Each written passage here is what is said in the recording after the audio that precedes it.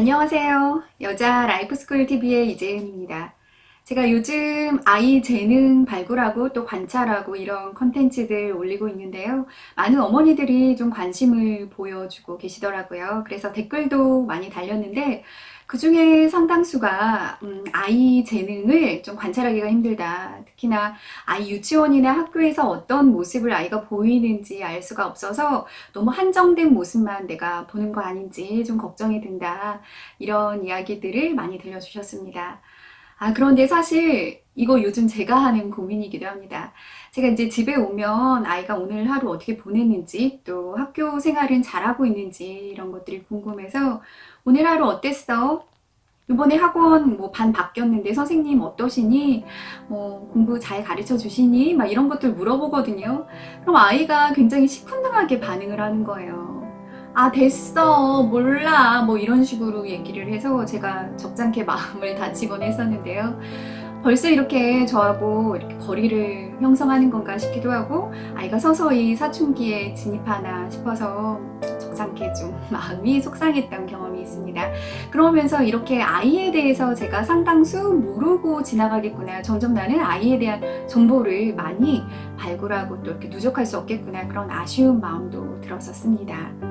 그런데 며칠 전에는 좀 다른 양상이 일어났습니다. 그날은 아이가 학교에서 있었던 일을 미주알 고주알 이야기를 하기도 하고 저에게 무엇이 더 좋은지 이렇게 조언을 구하는 그런 변화가 일어났는데요. 좀 구체적으로 말씀을 드리면 저희 아이가 이렇게 교실에서 친구하고 둘이 강낭콩을 이렇게 키운다는 거예요. 그런데 그 강낭콩의 크기가 반에서 두 번째라서 1등으로 만들고 싶은데 어떻게 하면 더 잘 자랄지 이게 굉장히 고민이 된다면서 영양제를 놔줘야겠다는 거예요. 그런데 영양제를 알아봤더니 A하고 B라는 영양제가 있는데 아이가 두 가지를 이렇게 비교해서 저에게 이야기를 해주더라고요. A는 이런 점이 좋고 B는 이런 점이 좋은데 각각 이런 단점이 있다.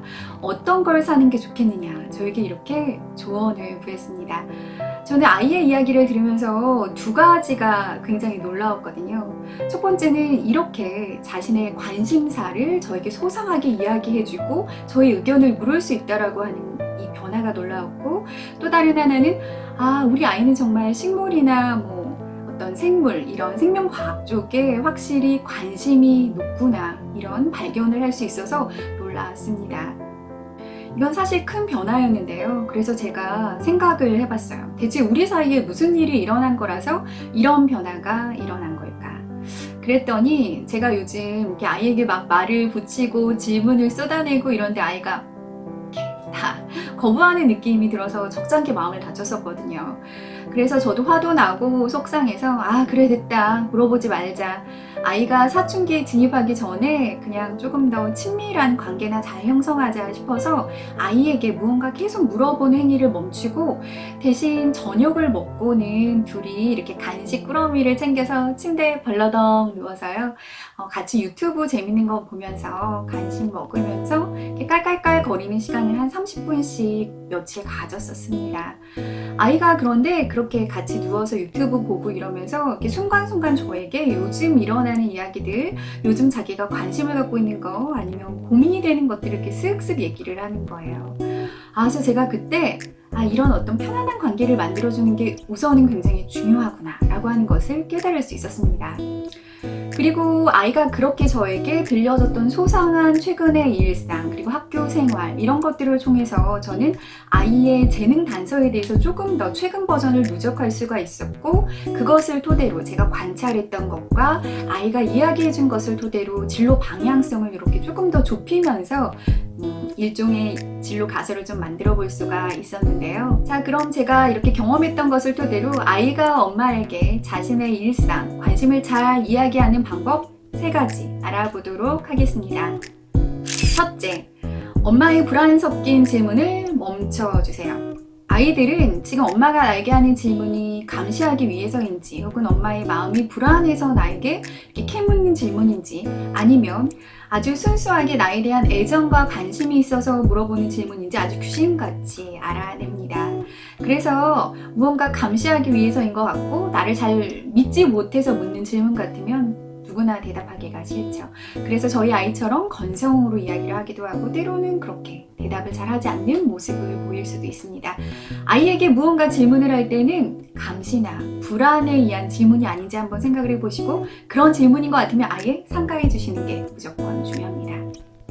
그 대신 엄마가 불안해하지 않아도 너는 잘 클 수 있는 아이라는 믿음을 아이에게 계속 이렇게 간접적으로든 직접적으로든 주시는 게 중요합니다.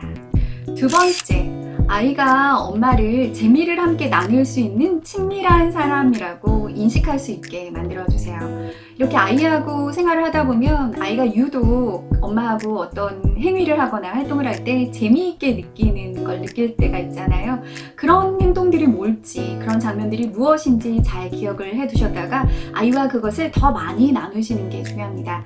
저의 아이의 경우에는 제가 이렇게 성대묘사를 하거나 아이가 어렸을 때 있었던 이야기를 이렇게 아기 목소리로 해주면 굉장히 좋아해요. 그렇게 즐거워하고 깔깔깔 웃으면서 그때 어떤 일이 있었는지 꼬리를 물면서 질문을 하기도 하고 또 그런 과정 안에서 자연스럽게 요즘 자기가 겪는 이야기들, 친구 관계들, 또 관심사 이런 것들을 들려주곤 합니다. 엄마를 어쨌든 간에 친밀한 관계, 함께 재미를 나눌 수 있는 사람이라고 인식을 하는 게 우리 아이들과 대화를 오래 나눌 수 있는 굉장히 중요한 포인트입니다. 세 번째, 엄마의 일상을 공유해 주세요. 이게 사실 굉장히 중요한데 또 많은 엄마들이 놓치고 있는 부분입니다. 우리가 아이의 일상을 궁금해하듯이 아이들도 엄마의 일상을 궁금해합니다. 엄마의 하루가 어떻게 구성이 되는지, 엄마가 요즘 어떤 것에 관심을 갖고 어떤 것에 몰두해 있는지, 또 어떤 사람들을 만나고 있는지 이런 것들을 우리 마치 친구하고 이야기를 하듯이 이렇게 들려주세요. 물론 아이는 아이고 우리는 성인이라서 아이가 100% 이해를 못할 수 있습니다. 그럼에도 불구하고 엄마의 일상, 엄마의 삶을 들려주세요. 엄마가 나 말고 소중한 어떤 것이 있다. 엄마가 굉장히 노력하고 있거나 중요하게 생각하는 것이 있다.